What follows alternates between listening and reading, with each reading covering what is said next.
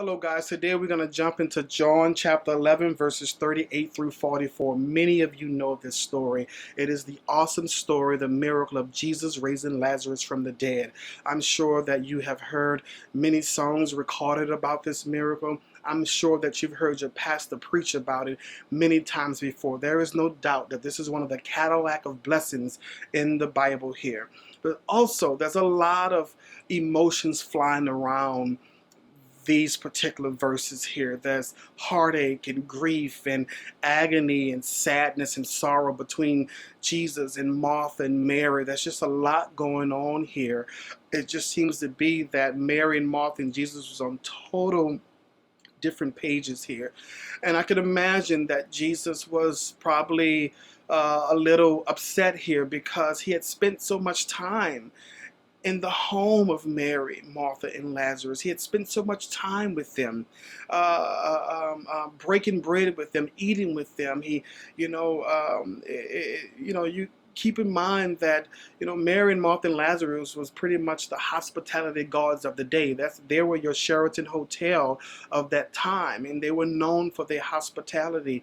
And Jesus spent time there often, and I can imagine over the time that Jesus spent there, that was a relationship was there, a kinship was there. The Bible said that that he loved all three of them. A matter of fact, when the Jews came to call Jesus to let him know that Lazarus was sick, he said, "The one that you love is sick." So there is something special about this relationship um, between the three and Jesus here. So I would beg to differ a little bit about this anger and hostility towards them. I think he was more upset with the fact that I've walked with you guys. I've worked miracles before you guys. I've said and told you things that are not even recorded in this word, that um, I've let you in on some secrets. I can imagine that the conversations were just off the charts, amazing. I can imagine the things that Jesus shared with them, and to be reduced to, if you would have been here, my brother would have not died, so to speak. And so I think Jesus was a little taken back by that because they had spent so much time together. And when even with all of that, and Mary gets in his face, and Martha gets in his face. If you would have been here, my brother would have been here, whatever. And all along, Jesus is saying, "Okay, come show me where he's at." And obviously they arrive there, and Jesus says, "Okay, go ahead and move the stone out of the way." And Martha immediately interjects, as always, right? We love Martha, but she interjects and says, "Father, the stench is going to be awful."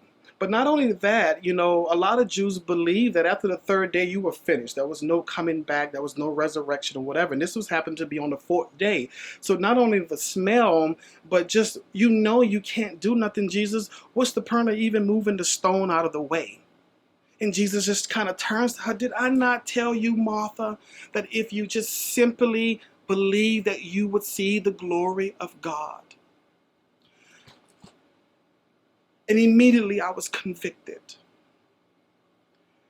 It's so easy to point the finger at Martha and Mary for their unbelief in their time of distress.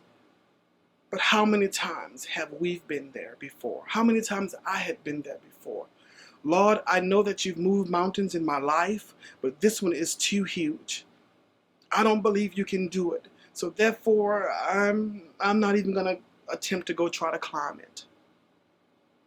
And we limit the power of Jesus Christ because of our own lack of faith.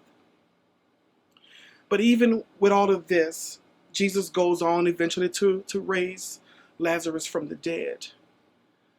Not so much for Mary and Martha, but for all the other unbelievers were there, to say, "Hey guys, I have a direct connection with the Father and that he hears my prayers." But yet Jesus still chose to pray openly. The conversation was already had. I believe that when Jesus decided to stay there 2 days ago, him and God was working up a plan on what was going to happen and how it was going to go down. It was already done with. But he decided to pray openly. And he says, Father, I thank you that you have heard me. I knew that you always hear me, but because of the people standing around, I said it so that they may believe that you sent me. So Jesus, I know y'all don't believe what I'm saying, and I don't have to really do this. Because you know what? Lazarus is going to die again. He's going to come be with me. But for your sake, I'm going to go ahead and work this thing out for you guys.